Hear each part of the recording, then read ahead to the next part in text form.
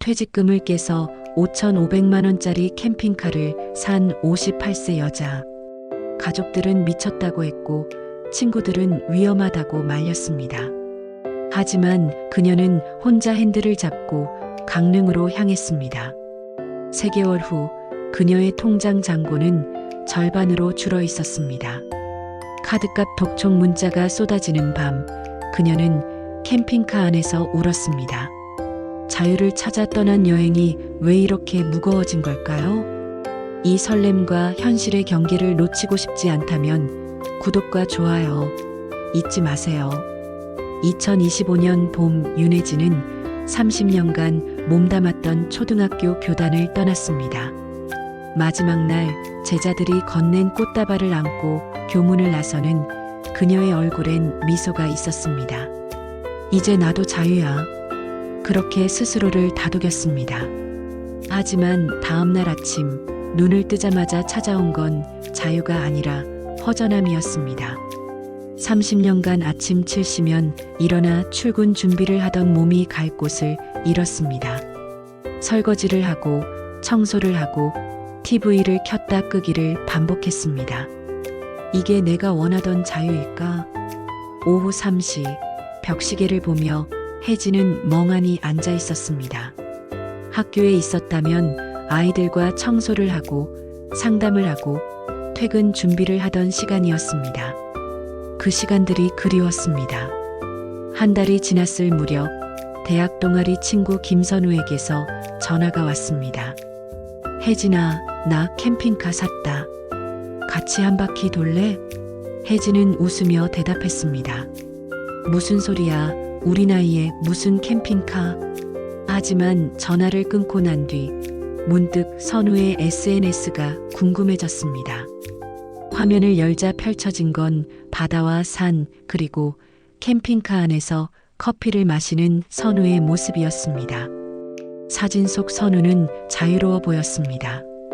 혜진은 한참을 그 사진들을 들여다봤습니다. 저렇게 사는 것도 괜찮겠다. 그날 밤 혜진은 선우에게 다시 전화를 걸었습니다. 선우야, 나도 한번 같이 가볼까? 봄의 남해안은 따뜻했습니다. 선우의 캠핑카는 생각보다 아늑했고 창문 밖으로 보이는 바다는 숨이 멎을 만큼 아름다웠습니다. 밤이 되자 선우가 의자를 꺼내 밖에 펼쳤습니다. 두 사람은 나란히 앉아 밤하늘을 올려다봤습니다. 별이 쏟아질 것 같았습니다. 혜진은 언제 이렇게 별을 본 적이 있었던가 생각해봤지만 기억나지 않았습니다. 내가 이렇게 자유로웠던 적이 있었나? 혜진은 중얼거렸습니다. 선우가 웃으며 말했습니다. 이제 시작이야, 혜진아. 그날 밤 혜진은 캠핑카 안작은 침대에 누워 잠을 청했습니다. 창밖으론 파도 소리가 들렸고 가슴 한편이 두근거렸습니다. 이 감정이 뭘까? 설렘이었습니다. 오랜만에 느끼는 새로운 무언가를 향한 설렘이었습니다. 서울로 돌아온 혜진은 머릿속이 복잡했습니다. 일상은 다시 반복됐지만 남해안의 밤하늘이 자꾸 떠올랐습니다. 며칠을 고민한 끝에 혜진은 결심했습니다. 나도 캠핑카를 사서 혼자 떠나보자. 다음 날 혜진은 중고 캠핑카 매물을 검색하기 시작했습니다. 일본산 6년 된 차량, 가격은 5,500만 원. 퇴직금 일부와 적금을 깨면 살 수 있는 금액이었습니다. 혜진은 떨리는 손으로 판매자에게 연락했습니다. 차를 보러 간 날 혜진은 캠핑카 안을 한참 들여다봤습니다. 작은 주방, 침대, 화장실까지 갖춰진 공간. 여기서 내가 살 수 있을까?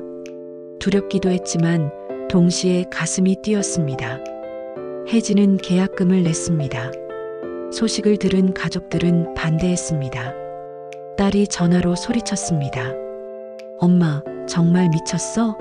나이 들어서 무슨 캠핑이야. 위험하잖아. 남편도 난색을 표했습니다. 여보, 너무 충동적인 거 아니야. 그 돈이면 다른 걸 할 수도 있는데. 하지만 혜진은 흔들리지 않았습니다. 이제라도 나답게 살아보고 싶어. 30년을 남을 위해 살았으니 이제 좀 내 마음대로 살아봐도 되지 않을까. 가족들은 더 이상 말리지 않았지만 걱정스러운 눈빛은 거두지 못했습니다. 혜진은 신경 쓰지 않기로 했습니다. 며칠 후 캠핑카가 집 앞에 도착했습니다. 혜진은 운전석에 앉아 핸들을 잡았습니다. 첫 목적지는 강릉이었습니다. 혼자 운전해서 가는 길, 두근거림과 두려움이 동시에 밀려왔습니다. 하지만 혜진은 시동을 걸었습니다. 강릉 바다는 서울과 달랐습니다. 혜진은 캠핑장에 차를 세우고 창문을 열어 바람을 맞았습니다. 자유롭다는 게 이런 기분일까? 저녁엔 간단히 라면을 끓여 먹고 밤엔 침대에 누워 책을 읽었습니다. 평범한 일상이었지만 이 공간에선 모든 게 특별하게 느껴졌습니다. 다음 날 혜진은 속초로 향했습니다.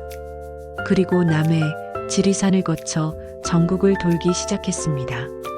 혜진은 여행 중 찍은 사진들을 SNS에 올리기 시작했습니다. 58세 초보 캠퍼의 일상. 그렇게 제목을 붙였습니다. 처음엔 몇 명만 보던 게시물이 점점 사람들의 관심을 받기 시작했습니다. 댓글이 달렸습니다. 정말 멋있어요. 저도 용기 내보고 싶어요. 부럽습니다. 혜진은 댓글을 읽으며 뿌듯함을 느꼈습니다. 나도 누군가에게 용기를 줄 수 있구나.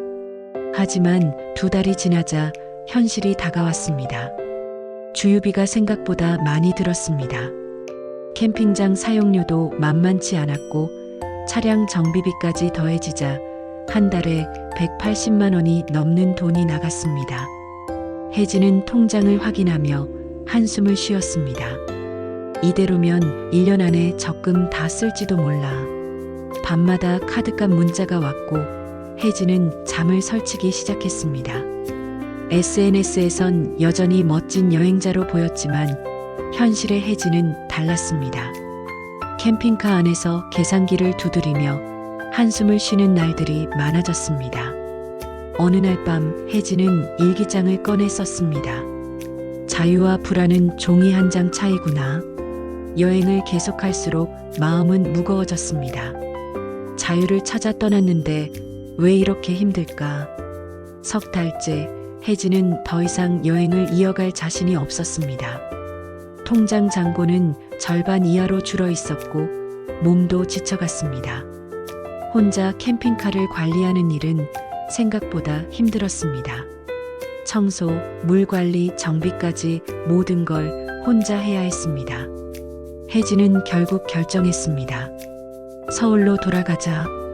캠핑카를 팔고 작은 원룸을 얻었습니다. 짐을 풀며 혜진은 허탈했습니다. 결국 이렇게 끝나는구나. SNS 댓글엔 여전히 응원의 메시지가 달렸습니다. 그래도 멋있었어요. 용기 내셨잖아요. 하지만 혜진은 웃을 수 없었습니다. 난 실패한 거야. 자유를 찾으려 했지만 결국 불안만 얻었어. 어느 날 오후 혜진은 집 근처 공원을 산책했습니다. 벤치에 앉아 커피를 마시는데 한 노부부가 손을 잡고 걸어가는 모습이 보였습니다. 그들은 천천히 여유롭게 걸었습니다. 혜진은 그 모습을 바라보며 생각했습니다. 저분들 매일 저렇게 걷는 게 진짜 여행일지도 몰라. 자유는 멀리 떠나는 데 있는 게 아니라 지금 이 순간을 즐기는 데 있는 거구나. 그날 이후 혜진은 동네를 걷기 시작했습니다. 매일 아침 일어나 근처 산책로를 걸었습니다. 카페에 들러 커피를 마시고 공원 벤치에서 책을 읽었습니다. 평범한 일상이었지만 마음은 가벼워졌습니다. 혜진은 SNS에 동네 산책 일기를 쓰기 시작했습니다. 멀리 가지 않아도 행복은 가까이 있습니다. 그렇게 적었습니다. 시간이 흘러 1년이 지났습니다. 혜진은 노인복지센터에서 미술 수업 자원봉사를 하게 됐습니다. 그곳에서 그림을 배우고 사람들과 어울리며 혜진은 새로운 즐거움을 찾았습니다. 물감을 섞고 붓을 들며 오랫동안 잊고 있던 창작의 기쁨이 돌아왔습니다. 이젠 멀리 가지 않아도 행복해. 혜진은 수업이 끝난 후 함께 차를 마시는 사람들과 이야기를 나눴습니다. 누군가는 혜진의 캠핑카 이야기를 들으며 말했습니다.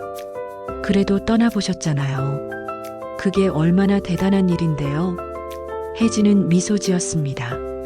그래, 후회는 없어. 그 경험이 지금의 나를 만들었으니까. 어느 날 혜진은 SNS에 마지막 글을 올렸습니다.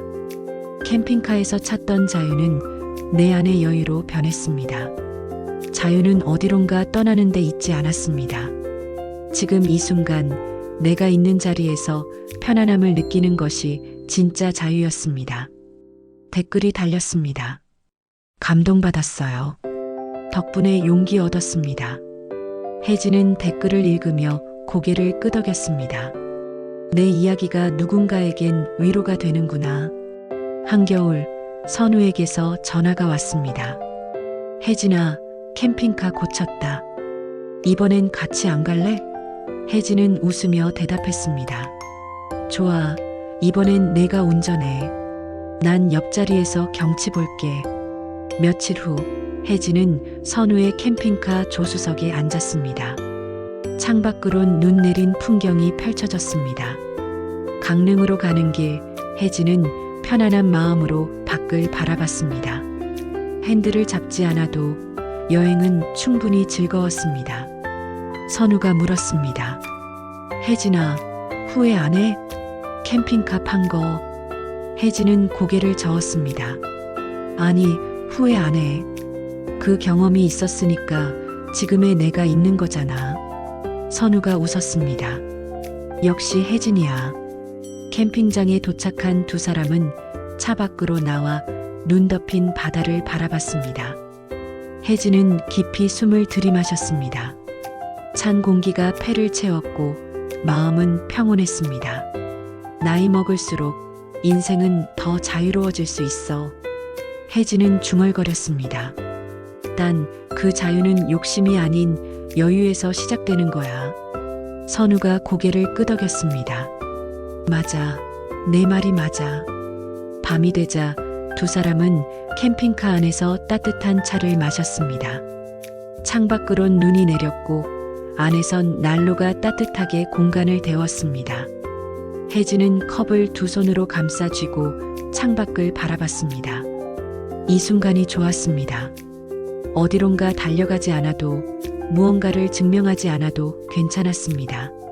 그냥 여기 이 자리에 있는 것만으로도 충분했습니다. 혜진은 58세에 캠핑카를 샀고 59세에 팔았고 60세에 다시 여행을 떠났습니다. 하지만 이번엔 달랐습니다. 소유하지 않아도 운전하지 않아도 여행은 가능했습니다.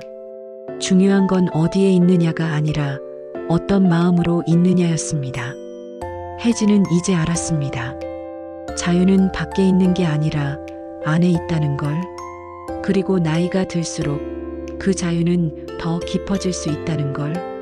욕심을 내려놓고 여유를 품을 때 비로소 진짜 자유가 시작된다는 걸. 혜진의 얼굴엔 평온한 미소가 번졌습니다. 이제 그녀는 어디에 있든 자유로웠습니다.